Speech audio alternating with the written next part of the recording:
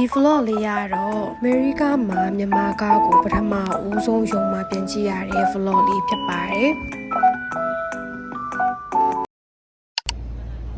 အားလုံးပဲမင်္ဂလာပါမတွေ့တာတော်ကြာပြီဒီ vlog လေးကတော့ထားအမေရိကရောက်ကြရပေါ့နော်ရုံမှာမြန်မာကားကိုမကြည့်ဖြစ်တာတော်ကြာပြီပေါ့နော်ဒီလိုမျိုးမြန်မာကားပြရလဲတော်ရှားတယ်ပေါ့နော်ဒီတစ်ခေါက်ကတော့မြန်မာကားပြရဲဆိုတော့ထားလက်မှတ်ကိုအပြေးဝယ်ပြီးတော့တကြည့်ခဲ့ပါတယ် movie ပြတဲ့ချိန်ကထားအလုံးနဲ့တိုက်နေရပေါ့နော်ထားအလုံးက6နာရီခွဲမှပြီးရဲဒါပေမဲ့ဒီ movie ကကြတော့9နာရီမှပြမှာဆိုတော့ထားအလုံးကိုနာရီခွဲလောက်ပေါ့နော်စောပြီးခွင့်တောင်းပြီးတော့ထားလာကြည့်ခဲ့ရပါတယ်စကားရဲ့နာမည်ကတော့ What Happened to the Wolf ပေါ့နော်အိမ်နာကျော်စင်နဲ့ပိုင်ဖြိုးသူနဲ့ရိုက်ထားတဲ့စကားလေးဆိုတော့အရန်ကြိုက်ပါတယ်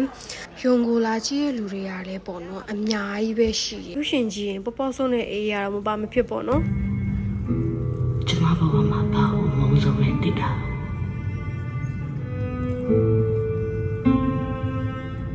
ဆောင်းနေရတာကိုမုန်းဆုံးပဲ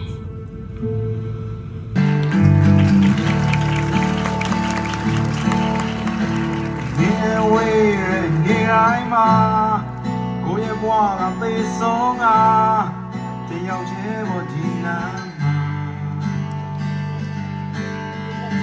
စံပြေဘူးနေထိုင်ရတာ